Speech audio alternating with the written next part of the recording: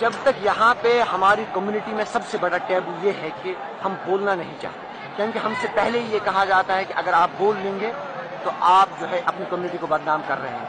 हमारी कम्युनिटी के भी इशूज अपनी यूनिवर्सिटी को देख लीजिए, अगर कोई यहाँ पे ये कहता है कि कश्मीर का issue, he will be just thrown out. We have seen in the recent past a student for a meager post of a Facebook comment. He was thrown out without serving him the actual showcase note or without providing him the ample opportunity to represent himself. That is the case. So, first thing is that these elections are not going to change anything. This is simple. These elections, because these are fought on a different line. So the first thing is that we should work actually on the ground to change these discourses. And when the students will do that, definitely the change is going to happen.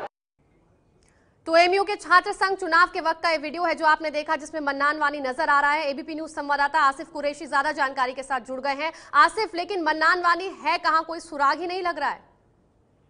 बिल्कुल, देखिए अमांद्रा, जब से ये Facebook post सामने आया है उसके तुरंत बाद ही जम्मू कश्मीर पुलिस ने भी एक मामला दर्ज करके उसकी तलाश शुरू कर दी है। और अभी तक की प्रारंभिक जांच में जो बात सामने आई है, उसके मोबाइल फोन रिकॉर्ड से, उसकी लोकेशन ट्रैकिंग से, उसकी आखिरी लोकेशन जो मोबाइल फोन दिखा रहा है वो दिल्ली दिखा रहा है, और उसके बाद से उसका मोबाइल फोन स्विच ऑफ है। यानी कहीं ना कहीं दिल्ली तक तो उसके आने की पूरी खबर है, जहां से उसकी आखिरी बार अपने परिवार से भी बात हुई थी। लेकिन उसके बाद मन्नान कहाँ है, इस बात की किसी को भी खबर नहीं है। हालांकि जम्मू कश्मीर पुलिस का ये कहना है कि वो हर उस तथ्य की जांच कर रही है कि जिससे ये पता लगाया जा सके कि आखिर मन्नान हिजबुल मुजाहिदीन के संपर्क में कैसे आया, किसके जरिए आया और इस समय कहाँ पे है। क्या वो उत्तरी कश्मीर में कुपवाड़ा के आसपास के इलाके में है, या फिर दक्षिण कश्मीर जो कि हिजबुल मुजाहिदीन का गढ़ माना जा रहा है वहां पे कहीं पे मौजूद है। इसीलिए जो जांच है वो बिल्कुल इन्हीं तथ्यों को सामने रख के की जा रही है। लेकिन पुलिस का अभी भी ये मानना है कि हो सकता है कि ये जो फोटोग्राफ है किसी ने फोटोशॉप करके दिए हो या कुछ और वजह हो, क्योंकि अभी तक ये स्पष्ट नहीं हुआ है कि हिजबुल मुजाहिदीन में मन्नान शामिल हुआ है। केवल एक फोटोग्राफ आया है जो कि फेसबुक पे आया है। हालांकि हिजबुल मुजाहिदीन के प्रमुख जो कि सरहद पार हैं, सईद सलाउद्दीन, उन्होंने मन्नान के हिजबुल मुजाहिदीन में शामिल होने का स्वागत किया है, जिससे कहीं न कहीं ये शंकाएं बढ़ गई हैं कि शायद मन्नान हिजबुल मुजाहिदीन में शामिल हो गया है। लेकिन परिवार के लिए जल्दी से बताएं, क्या ये माना जाए कि घाटी में ही हो सकता है, घाटी में ही हो सकता है मन्नान?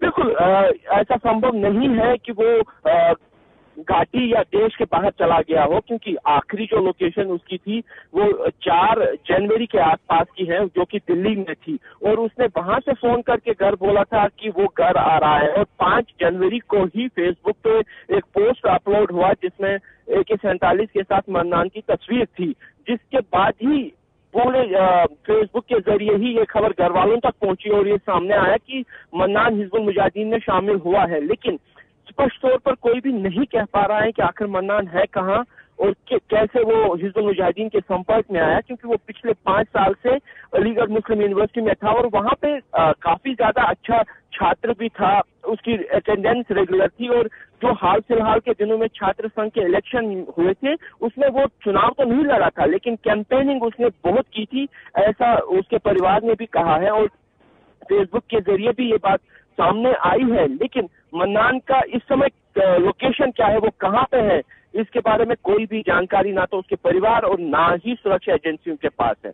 अमांद्रा जी आसिफ, लेकिन ये बहुत अहम जानकारी आपने दी कि जो आखिरी लोकेशन थी उसके मोबाइल की वो दिल्ली की थी, और आपने ये भी बताया कि कैंपस में उसकी जो अटेंडेंस थी वो रेगुलर थी, यानी कि एएमयू भी वो लगातार जा रहा था।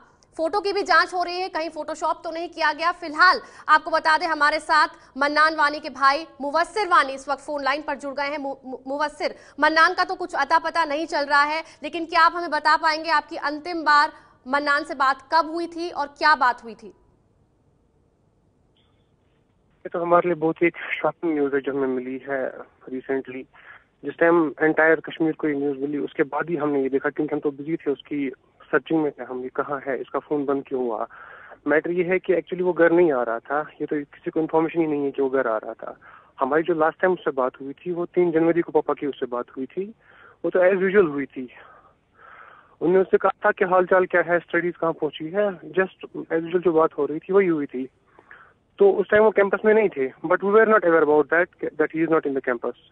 हमें तो यही पता है कि वो कैंपस में था। तो सर उसके बाद उसने 4 तारीख को मुझे अपनी कुछ फोटो सेंड की कन्वोकेशन की। तो मैं ट्रैवल कर रहा था, आई वॉज ड्राइविंग, तो मैंने उसको कॉल बैक नहीं किया उस टाइम। तो फिर शाम के टाइम जब मैंने उसको कॉल किया स्विच ऑफ आया। तो मैंने सोचा मे बी वो लाइब्रेरी में कहीं बिजी हो या और कहीं पढ़ाई कर रहा हो।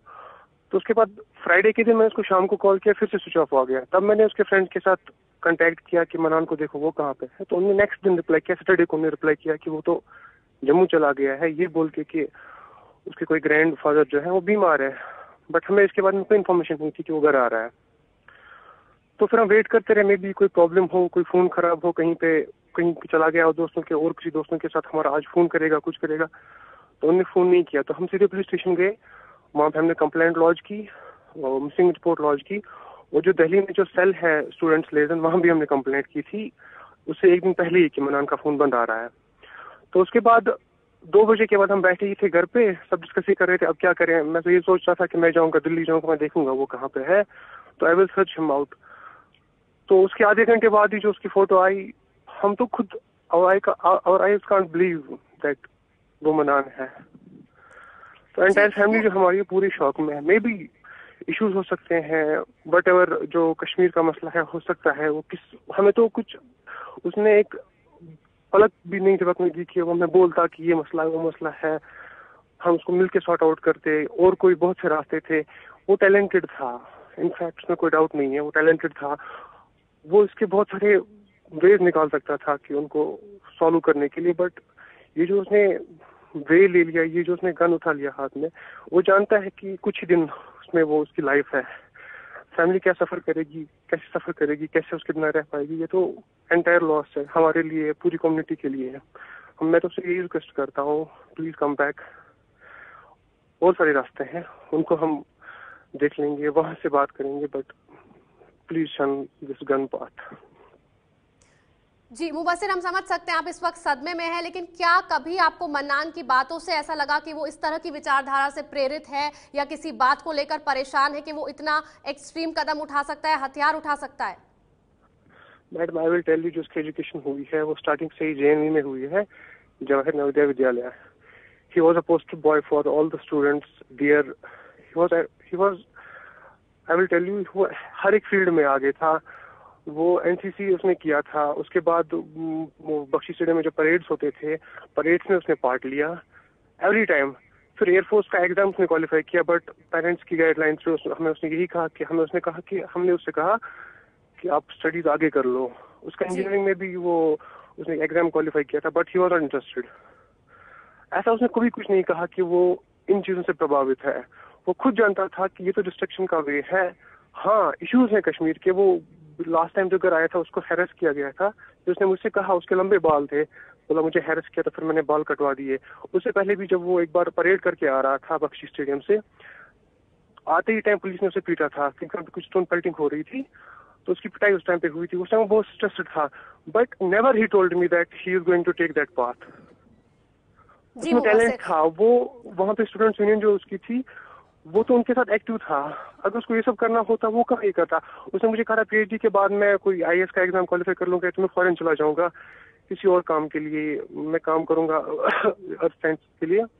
बट ये तो हमें एक्सपेक्ट ही नहीं था जो उसने ये बात उठा ली।